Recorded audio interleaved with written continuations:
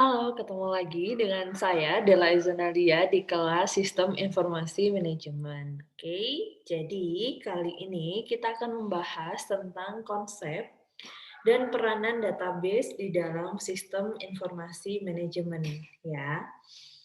Nah, di dalam dunia usaha dan di dunia kerja, informasi itu kan merupakan bagian penting dan sangat berharga ya.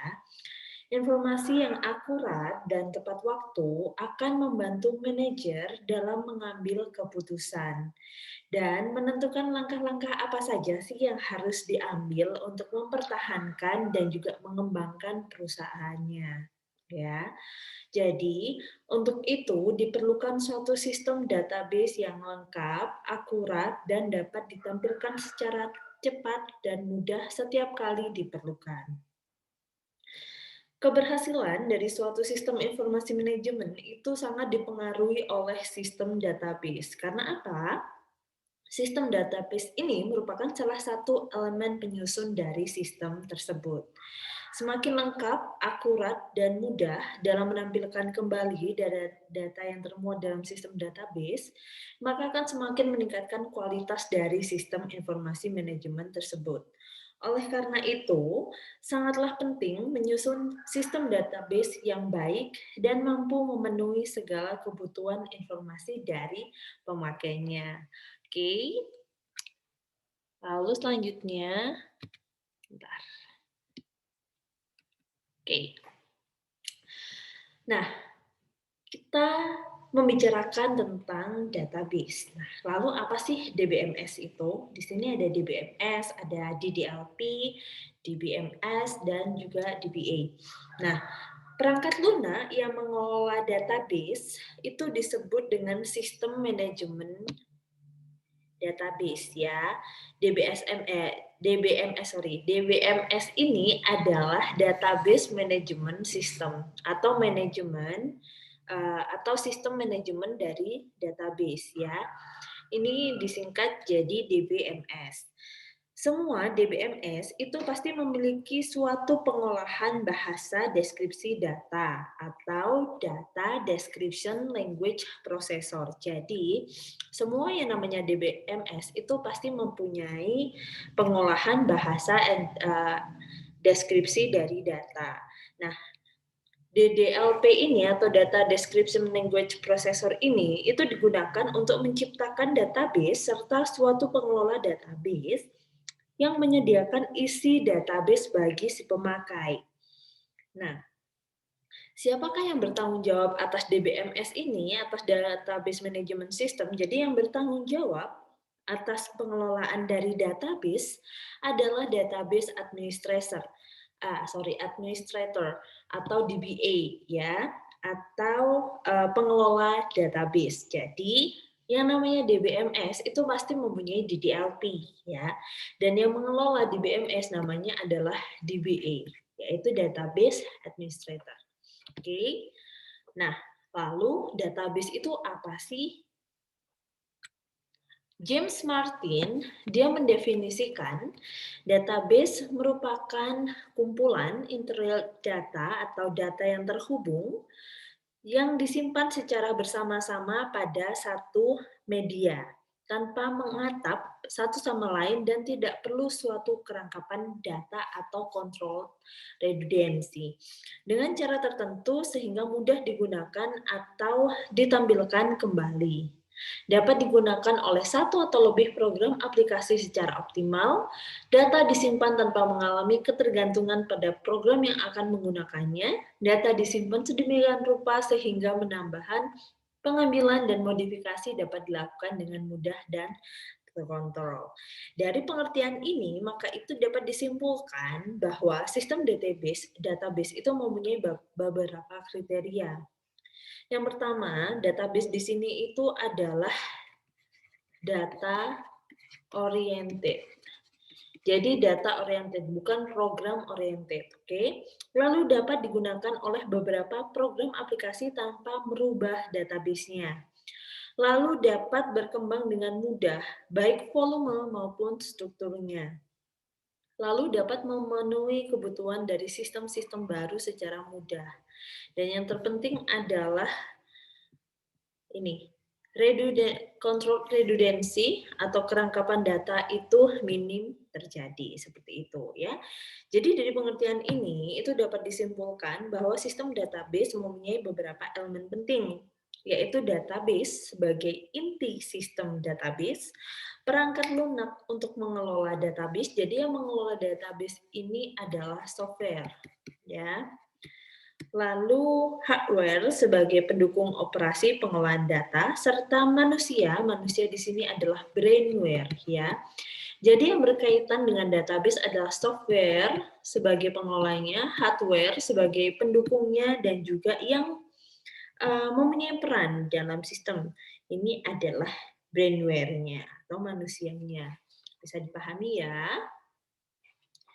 Lalu, nah, ada model sistem database. Jadi ada beberapa model data di dalam suatu sistem database. Model dapat merupakan suatu cara untuk menjelaskan bagaimana pemakai dapat melihat data secara logis. Jadi data ini dilogiskan melalui beberapa model. Ada banyak model. Di sini itu ada object based data model, record based data model, dan cycle based data model. Kalau object based data model ini merupakan himpunan data dan prosedur atau relasi yang menjelaskan hubungan logis antar data dalam suatu database berdasarkan objek nyatanya. Sekarang kita akan masuk ke entity relationship model.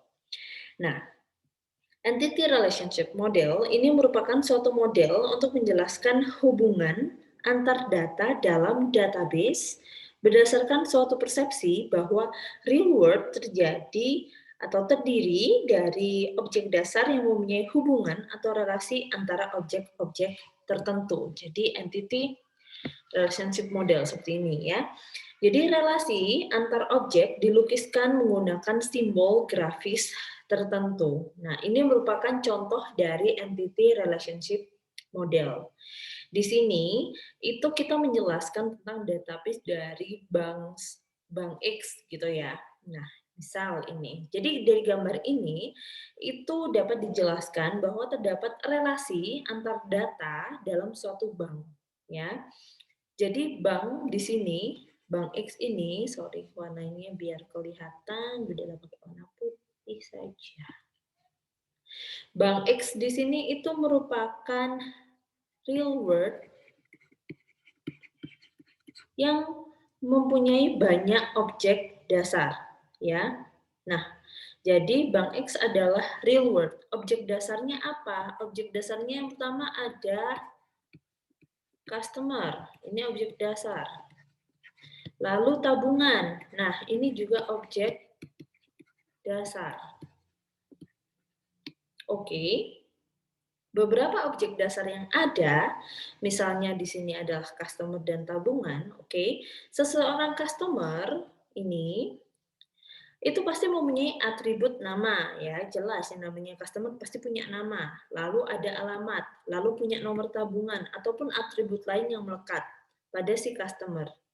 Sedangkan untuk objek tabungan, di sini mempunyai atribut nomor tabungan, lalu ada saldo, lalu ada atribut lain juga yang melekat pada si tabungan. Nah, suatu relasi atau hubungan dari bank X ini terjadi karena customer dan nomor tabungan tertentu, ya, customer dengan nomor tabungan tertentu mempunyai hubungan secara logis dengan tabungan pada atribut nomor tabungan yang sesuai. Oke, jadi ini itu punya hubungan. Customer dengan nomor tabungan tertentu itu mempunyai hubungan dengan tabungan dan juga nomor tabungan tertentu. Nah, ini terjadi di mana? Di real world-nya Bank X. Oke. Jadi, berdasarkan relasi tersebut, pihak bank itu dapat mengetahui data tentang customer dan tabungan yang bersesuaian dengan customer tersebut. Ya, jadi karena ini cocok nomor tabungan dari customer dan juga tabungan nomor tabungan, otomatis bank ini bisa membaca oke, namanya siapa, alamatnya siapa, saldonya siapa, berapa, sorry. Ya, bisa dipahami ya. Nah, untuk membaca sistem ya, teman-teman, kalau kalian tahu simbol seperti ini, aku bilang agak bingung ya, namanya bulat agak gepeng ya. Ini ya, pokoknya simbolnya ini ini, itu namanya objek dasar, simbolnya ya, bukan ininya. Bu Della lagi ngomongin bentuknya, oke? Sedangkan yang bentuknya seperti ini wajik ya, seperti ini wajik ya kalau nggak salah. Nah, ini simbol di sini nih, ini namanya adalah relasi. Oke. Lalu kotak seperti ini punyanya customer dan tabungan, ini namanya adalah atribut dari objek dasar. Nah, yang garis, semua garis ini ya, garis ini namanya menunjukkan kalau adanya relasi. Oke, contoh lain mungkin di perpustakaan FE gitu kan, ada yang namanya mahasiswa, terus juga ada namanya buku. Mahasiswa ini dia ada nomor peminjaman, terus di buku kan juga pasti ada nomor bukunya. Nah, ini kan juga punya koneksi atau relasi. Nah, itu yang dimaksud dengan entity relationship model. Oke, balik lagi. Yang kedua ada semantic model. Ya, masih di object based data model. Sekarang yang semantic seperti ini, ya. Semantic ini hampir sama dengan entity relationship model. Relasi antar objek dasar tidak dinyatakan dengan simbol tetapi menggunakan kata-kata. Yang namanya semantik ini artinya adalah kata-kata, ya. Sebagai contoh, masih menggunakan relasi pada bank yang tadi ya, yang Bu Della contohkan di atas, semantik ini itu bisa dilihat seperti gambar seperti ini. Ya, jadi dia itu lebih dijelaskan dengan kata-kata.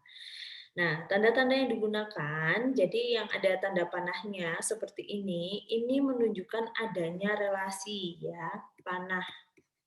Ini adanya relasi. Bagaimana dengan garis tanpa panah seperti ini? Nah, ini namanya menunjukkan atribut. Bedakan ya. Nah, di sini tuh bisa dijelaskan bahwa Bank X itu melayani tabungan ya. Nah, sedang customer merupakan nasabah dari Bank X. Nah, customer mempunyai tabungan. Nah, Amir adalah customer. Amir mempunyai alamat nomor tabungan. Tabungan kan ada nomor tabungan saldo. Jadi, bank ini bisa membaca relasi seperti ini dengan adanya si database dengan model semantik. Gampang ya. Oke, lanjut. Itu untuk object based data model. Sekarang kita ke record based data model. Ada relational model. Seperti ini. Relational model merupakan hubungan logis antar data dalam database dengan memvisualisasikan ke dalam bentuk tabel yang terdiri dari sejumlah baris. Ini baris ya. Warnanya warna pakai biru saja. Oke, jadi ini adalah row atau baris, sedangkan ini adalah kolom. Ya, jadi relational model ini menjelaskan kepada user tentang hubungan logis antar data dalam database dengan memvisualisasikan ke dalam bentuk tabel yang terdiri dari sejumlah baris dan kolom yang menunjukkan atribut tertentu. Ini contohnya. Di sini ada database tentang mata kuliah. Ada kolom kode mata kuliah, terus ada kolom nama mata kuliah dan jumlah SKS-nya. Contoh dari relational model ini dilihat bahwa banyaknya kolom ada 1, 2, 3. Ini disebut dengan degree atau derajat. Oke, jadi sekali lagi banyaknya kolom dalam tabel relational model ini disebut dengan degree atau derajat. Berarti dia terdiri atas 3 derajat atau 3 degree. Jadi dalam contoh ini, file mata kuliah ini berderajat 3 atau berdegree 3. Ternary relation namanya ya. Sedangkan baris ini kan merupakan kumpulan dari kolom ya. Jadi kalau ini adalah kolom ini adalah degree, tapi kalau baris ini 1, 2, 3, 4 namanya adalah atribut. Oke. Satu baris data dalam satu tabel ini disebut record. Jadi kalau 4 ini atribut, tapi kalau cuma 1 saja, kita lagi ngomongin hukum. Nih, barisnya hukum. Nah, ini namanya record atau tuple. Ya. Jadi kalau 4 adalah atribut, kalau cuma 1 adalah record atau tuple. Dan banyaknya baris, banyaknya 4, ini namanya adalah cardinality.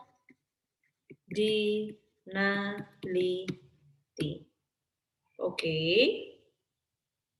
Jadi dalam rasional model ini, tabel ini, maka cardinality-nya adalah berkardinality 4. Nah, si model data rasional ini dapat diketahui dan dipahami dan diingat dan divisualisasikan secara relatif lebih mudah daripada model data lainnya. Oke. Itu untuk relational model. Oke, si rasional modelnya sudah. Sekarang kita masuk ke hierarki model. Nah, hierarki model ini contohnya seperti ini. Nah, hierarchical model ini sering pula disebut tree structure atau pohon struktur ya, tree structure. Ya. Ini menjelaskan kepada user tentang hubungan logis antar data dalam database dalam bentuk hubungan bertingkat atau hierarki ya. Hierarki kan bertingkat. Elemen penyusunan disebut dengan node yang pada kenyataannya dapat berupa rinci data, agregat data, atau record. Level paling tinggi dalam suatu hierarki harus hanya terdapat satu node. Jadi kalau kalian lihat bulat ini, bulat, ini namanya adalah node. Ya, buletan ini adalah node. Oke. Nah, sedangkan yang di atas sendiri ini kan cuma ada satu node ya. Jadi ini namanya adalah root. Diingat-ingat ya. Namanya adalah root. Ini node, ini adalah root.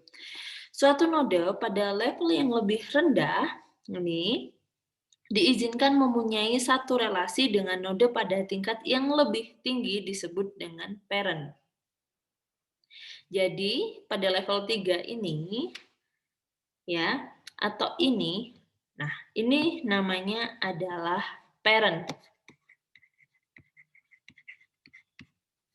Jadi ini tuh orang tuanya. Nah, jadi kalau yang pertama adalah root, yang kedua adalah parent. Level 2 ini, ya. Sedangkan suatu node yang tidak mempunyai child disebut dengan leaf. Jadi parent ini kan punya anak nih, namanya adalah child. Nah, ini child. Ini child. Begitu juga dengan ini. Dan ini yang nomor 11. Oke, pertanyaannya, kenapa nomor 6, nomor 10, 12 tidak dinamakan child? Karena dia tidak mempunyai bawahan lagi. Dia sudah selesai di sini, ya. Dia tidak mempunyai bawahan lagi. Jadi ini disebut dengan, jadi ini node, kan dia tidak mempunyai anak nih. Nah, ini namanya adalah leaves. Jadi semua node yang tidak mempunyai anak itu namanya leaves. Ini juga. Nah, ini udah langsung gini aja ya. Pokoknya LE itu live karena dia tidak mempunyai anak. Oke. Nah, jadi dalam hierarchical mode tidak ada child yang mempunyai lebih dari satu parent, ya. Jadi diingat-ingat untuk hierarchical mode itu tidak ada anak yang mempunyai dua orang tua atau parent. Jadi child-nya itu pasti mempunyai hanya satu, tuh kan. Jadi di sini ini cuma satu, ini cuma satu, ini cuma satu, ini cuma satu. Nah, itu yang namanya hierarchical model. Nah, dalam hierarchical model ini dikenal adanya balanced tree, unbalanced tree, dan binary tree. Oke, jadi dia itu ada 3 model lagi. Yang pertama ada balanced tree.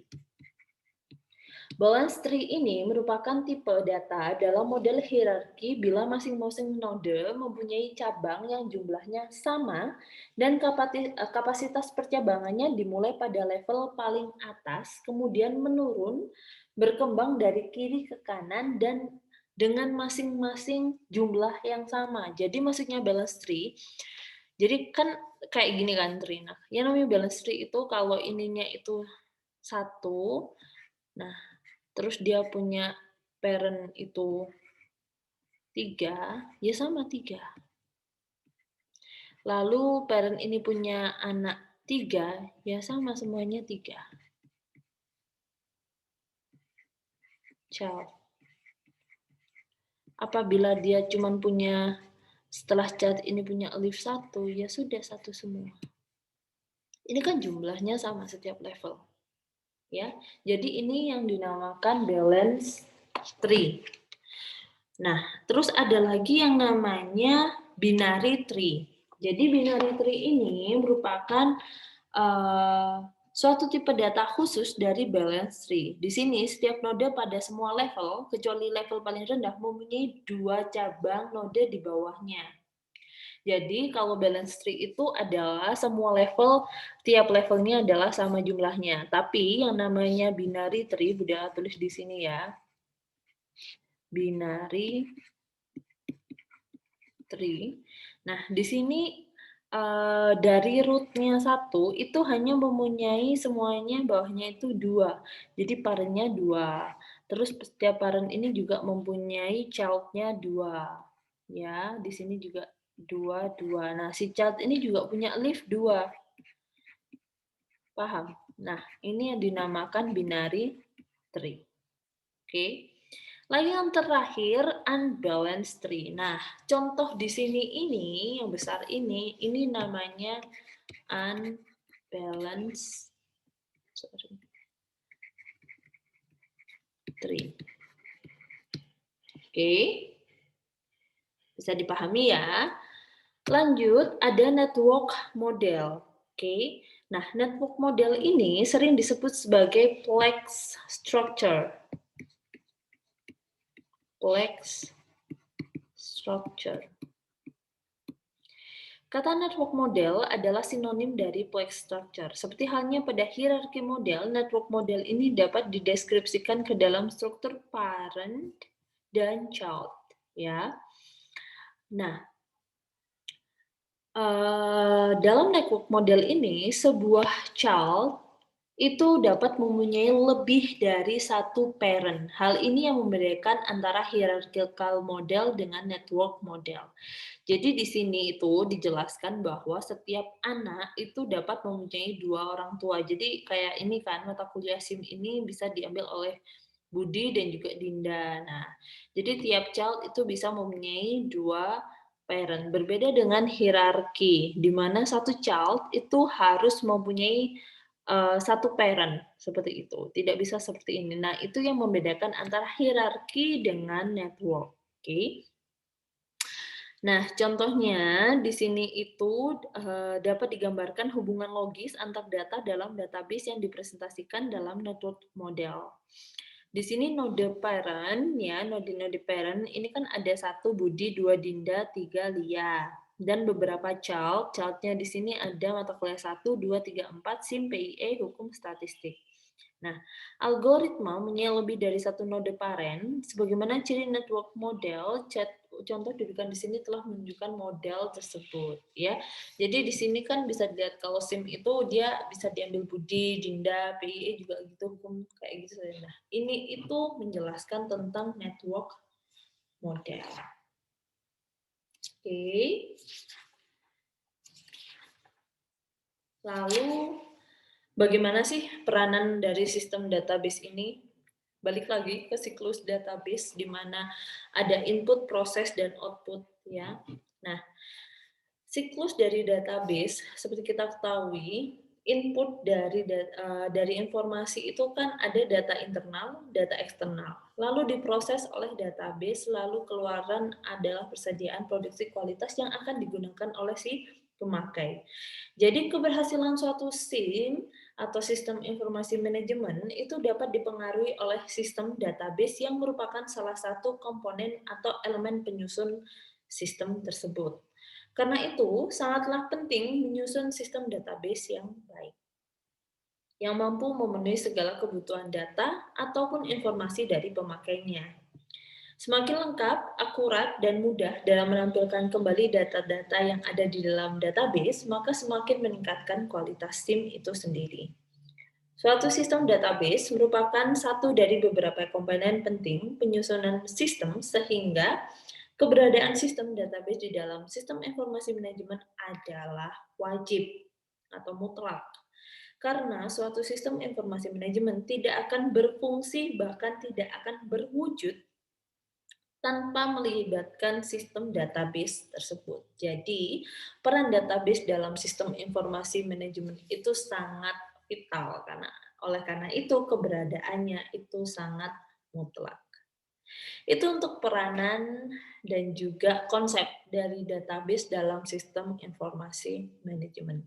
Udahlah harap kalian bisa memahami betul tentang sistem database ini. Terima kasih atas atensi dan partisipasinya. Kurang lebihnya Budiola mohon maaf. Kita ketemu lagi di pertemuan minggu depan. Oke, terima kasih.